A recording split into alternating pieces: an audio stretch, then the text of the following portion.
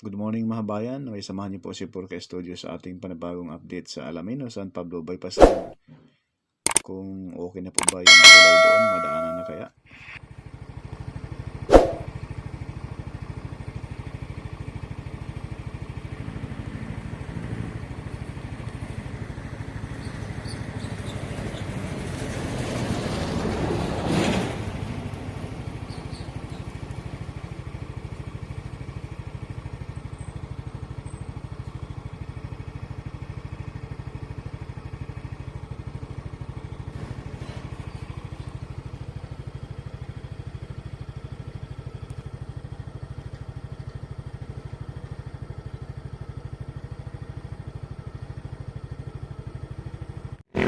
So ito yung sa San Pablo mga bayan.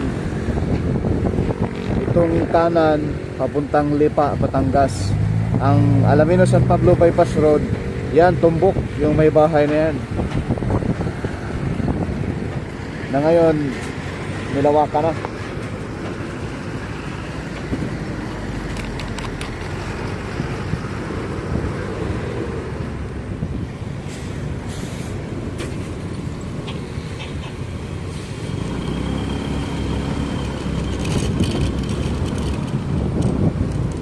Ito po yung bahay na to.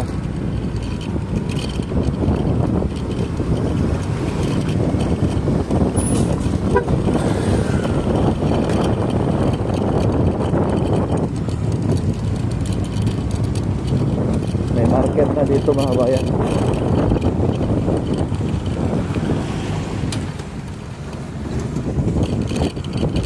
Ito na po, pinipison na yun.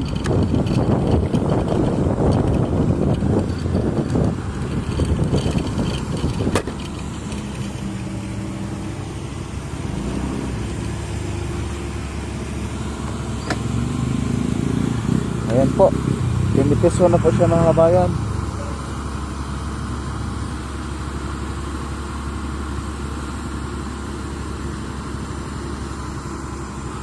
Malaking good news.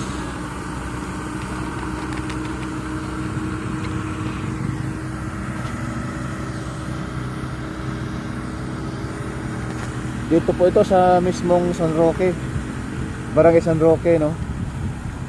Halos sa intersection ng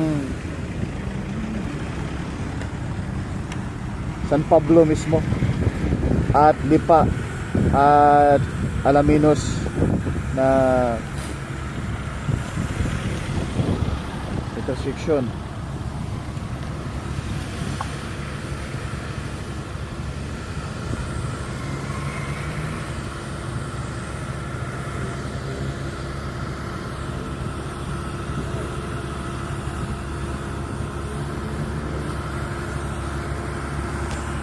Tinaasan na nila yung lupa rito. Ayan na po yung intersection dyan mga bayan. Sa unahan. Yan na po yung sa unahan. Andyan na po yung palipa, pakaliwa. Yung pakanan papuntang San Pablo City at Alaminos. At yung diretso papuntang Alaminos to Santo Tomas, to Calamba, to Maynila na, to South Luzon Expressway na. Ayan, parang mag ano yata ngayon, magbuhos. Ayan po yung mixer truck, oh. Dito po ito mga bayan sa Barangay San Roque. Ayan, magbubuhos yata ngayon. Sana all. Baka dito buhusan.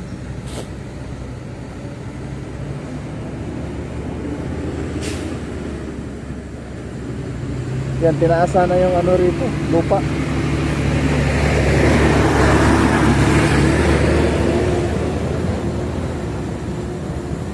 Doon kasi may bahay dati roon, andyan pa rin yung bahay dito na naka ano na yata sa right of way dyan. Sa portion na yun, tinambakan na. At ito na yung tambak. So pupuntahan natin ngayon doon mga bayan, yung tulay sa may Barangay San Miguel. So ito, malapit na to bubuhusan. Mayroon na silang marker dyan. At may bakal na nilagay. Ayan, oh. So So diretso tayo doon sa ano, Barangay San Miguel, yung bridge doon, yung tulay. Kung makadaan na ba mga sasakyan doon.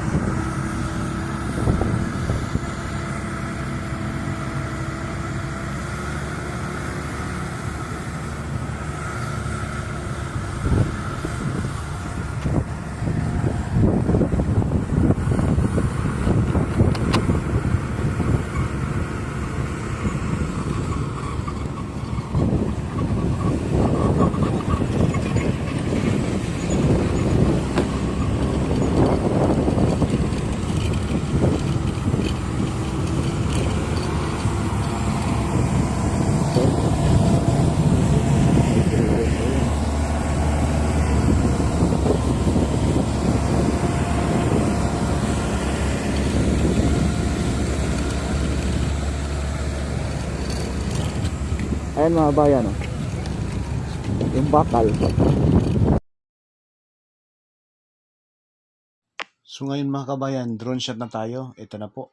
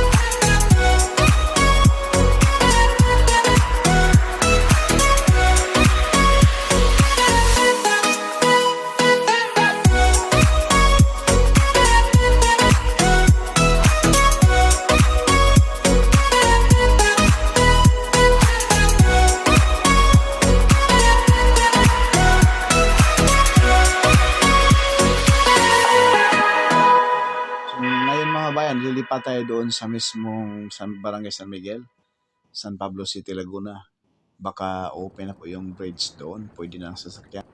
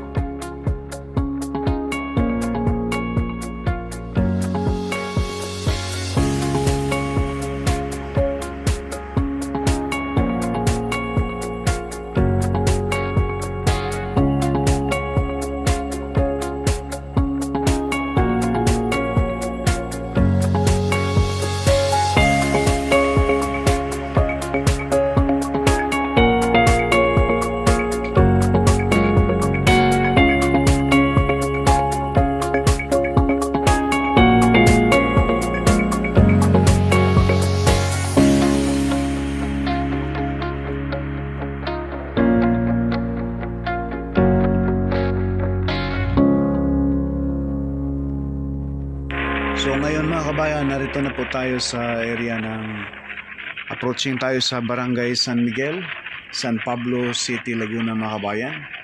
So yung sa harap natin, yan na po yung bridge. At dito po, lampas ng bridge na ito po ay rough road na dahil noong bago magundas, hindi pa ito natambakan ng mga graba. Ay ano po ito mga kabayan, napakaputik at ang lalim ng butas. So sa ngayon ay Kung hindi nagkaroon ng undas ay hindi ito matambakan ng graba or base course, no? So ito po ay ano na, walang problema rito kahit medyo lubak-lubak. Pasabol po sa lahat ng uri ng sasakyan. Ayan po, oh, yung mixer truck mga kabayan ay napakaraming malalaking truck na rin po na dumadaan rito.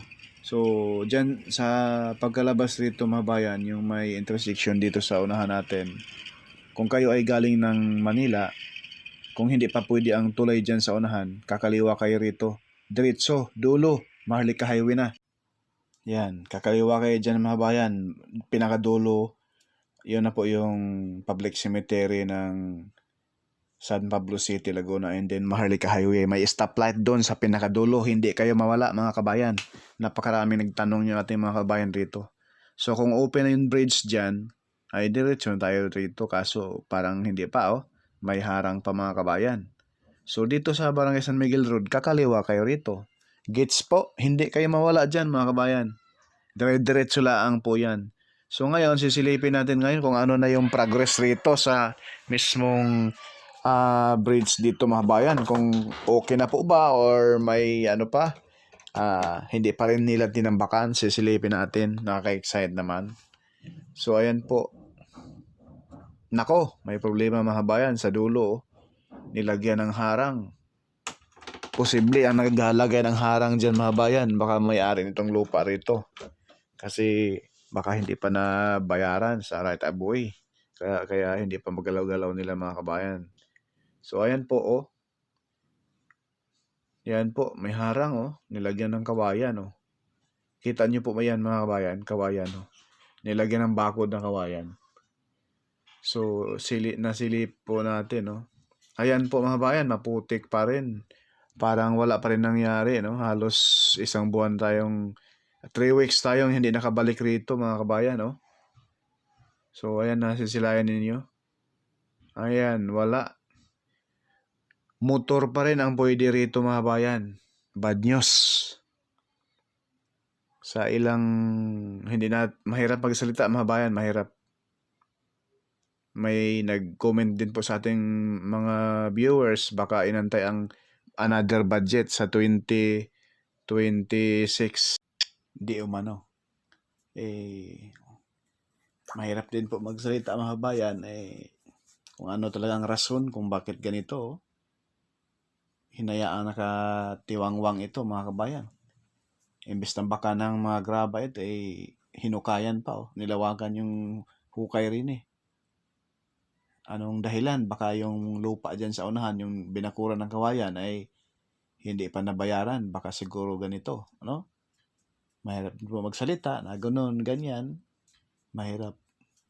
Baka sa right issue ang problema, hindi pa nabayaran yung mga may-ari ng lupain dyan, kaya gayon. So, ayan po sa gilid, may nagtrabaho rito.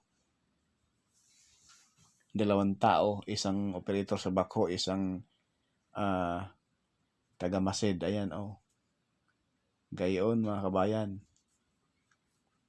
Marami nag-comment sa aking mga upload doon sa Marikina Flood Control mga bayan, yung ang gumawa Japanese contractor. Ang manpower nila puro Pilipino. Talagang napakaganda talaga pag foreign contractor, dahil talagang andyan sila. Ang bilis ng gawa, quality pa. Grabe. Yung mga reels natin at mga upload natin dyan sa ating YouTube, panoorin nyo po mga bayan, yung Marikina Flood Control. Grabe. Napaka quality talaga pag Japanese contractor. Mga Korea, mga ganun. Like PNR, in-update natin. Solid at mabilis yung gawa nila mga kabayan. Araw ngayong January 7 ngayon mga kabayan. So hanggang kailan pa kaya ito ma-resolve, kung right of way man ang problema dyan sa unahan? Sana ma-action na rin. At kung right of way man, dahil hinarangan ng kawayan mga kabayan, bago mag-bridge, nakita nyo naman kaganina na talagang may hinarangan nila ng kawayan. Sana ma-actionan agad ito. So ngayon mga kabayan, lipat tayo ron sa kabilang tulay sa boundary ng Barangay San Miguel at Santa Maria. Wala tayong maano rito mga kabayan, nakakainis lang isipin, no? Ano na ba nangyari sa gobyernong Pilipinas ngayon? Grabe, lantaran. Tayo na bahala mag-isip mga kabayan, no? Itong bypass road sana ay napakalaking tulong ito sa mga biyahero papuntang Quezon Province at Bicol Region at Visayas Mindanao. Kaso, Para mas napakahirap matibay yung magsalita. bridge mismo, tulay yan. Doon. Hanggang doon na yan. Ayun o. Para hindi magkaroon ng landslide sa gilid. Kaya nilagyan nila dyan. So ngayon, diretso tayo.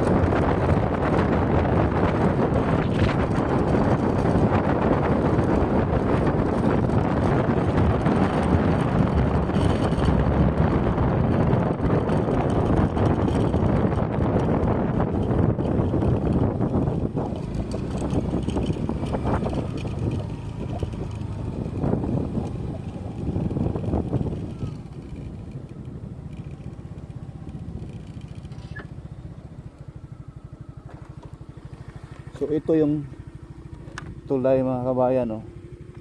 Yan na yung bridge, tapos na yung tulay. Ang problema ito yung tiningga nila. Matagal na tong ganito. Nung pagkatapos ng bridge, parang hinintuan paggawa rito mga kabayan. Ayun, oh.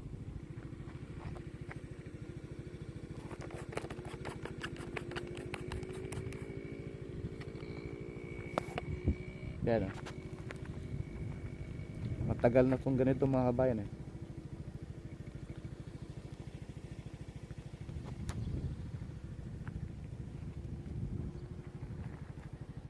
Yan lang po muna mga kakabayan yung ating update rito sa Alaminos San Pablo Bypass Road. Bad news. Rito sa Barangay San Miguel area, yung tulay.